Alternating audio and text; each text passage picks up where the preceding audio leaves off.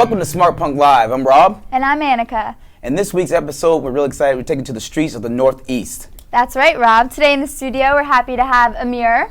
Hey. What's up, guys? Bow, bow, bow. Why don't you go ahead and introduce yourself? Say hello. I'm Jesse. I play guitar. What's up? I'm Mark. I play bass. I'm Mike. I play stage right guitar. I'm Frank, and I'm busting at him. Yes. Yes. Awesome. Now, the way Emmure started is a pretty interesting story, and I know it involves the internet. Can you give us some insight on how that all fell together? Basically, what had happened was before MySpace and all that, Frank was looking at like ads online and saw an ad that the other members of the band had put out, and basically he would train up to Connecticut all the time, practice, and through all that, then I joined the band and I would drive up, and then we just had other members, and now things kind of just shifted. But basically, So it was long distance for a while. yeah, Yeah, it was that message board hustle. You kids don't know nothing about that. exactly. That's basically Straight up. what I'm saying. It was definitely Your friend request, get out of here. yeah, a different time. It was definitely a different time. A little more difficult. Yeah. Now, were you guys in bands before that? Like, previous bands? I was in a band before I joined Emmure, but I've only been around for about a year and a half. But I used to Okay. play in like a super heavy mosh band called Recon. And that's how I kind of ended up joining up with these guys, because we had toured together in the past. And then when it came time to fill the slot of a new second guitar player, I came in. So. Right. And before you guys realized that Emmure was the best bet for all of you, were you in any ridiculous bands that you can laugh about now? Yeah, every band I've ever been in is ridiculous. That's how I know Jesse. Jesse actually played in a band that I wasn't in, but in my neighborhood called Warfix, with like a bunch of kids that we both grew up with, I guess, and that's how that all kind of happened. Yeah. That was even before. Yeah, before. That was like yeah. 98, 99. Even before message So no boards cover at that bands? point. Any cover bands? No. Well, I think when I was in 7th grade, like, I don't know if we actually had a There you band go. name, but it was like me and a bunch of dudes like try to cover like Marilyn Manson songs and like Fear Factory songs and stuff. We covered Pantera. Fear Factory. We covered Crowbar. We covered Dying Fetus. Our old band back in the day. That was fun. I remember that. My old band covered Hatebreed, and then There you go. now we toured with Hatebreed. So that's cool. So being that you guys, most music fans, they kind of are misinformed about heavy music. Some people think it's like angry or, it's violent, whatever.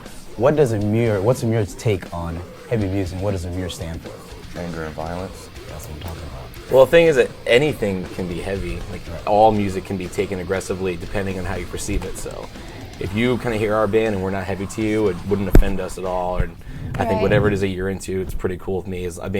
In general, heavy music is just a way to classify things that people think are aggressive. So if they find us aggressive, then that works in our favor, I guess. So you would say it's however the person perceives it. Yeah, for sure. basically. Just leave it up to the listener, I think. Yeah. Right. There's a heavy in every aspect. There's like really heavy, heavy rap and heavy Right. techno.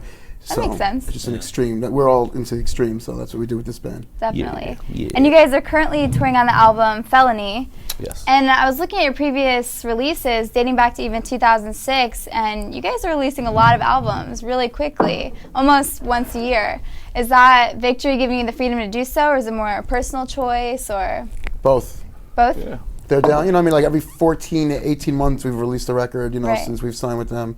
And it's worked out. A lot of bands sometimes kind of sleep and then come back, and that doesn't work out. Sometimes it works out. We're always on the road, always trying to get on tours and, Right. stay busy. And the best way it seemed to have worked is to do, the way we've been doing it. So Exactly. pretty happy with that, releasing a Keeps lot of things material. from going stale too. Yeah, you want to Exactly. stay relevant. It's all about like we all the time we're trying to stay creative and write and come up with new ideas, and then the longer we wait to put them out, it's just like wasted time. We may as well just be writing songs, putting them out, and then touring on them, and then putting out a new record. Like, Yep.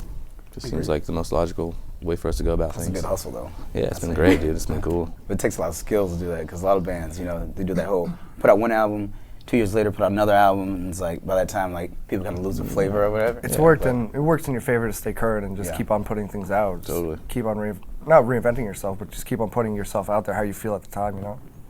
Now, being from the Northeast, there's a lot of great heavy bands that come from the Northeast. How is that different from like the West Coast or even overseas? It's not at all. Like people are making music that is constantly pushing the boundaries of what you think can happen sonically. So, West Coast, East Coast, Europe, wherever you're from, like there's people killing it, like all over the world with what they do, and we're just lucky enough to be representing, I guess, that part of the globe. How are the fans overseas? Great. awesome. They're cool. We just did a tour over there with Parkway Drive and Bleeding Through, Comeback Kid.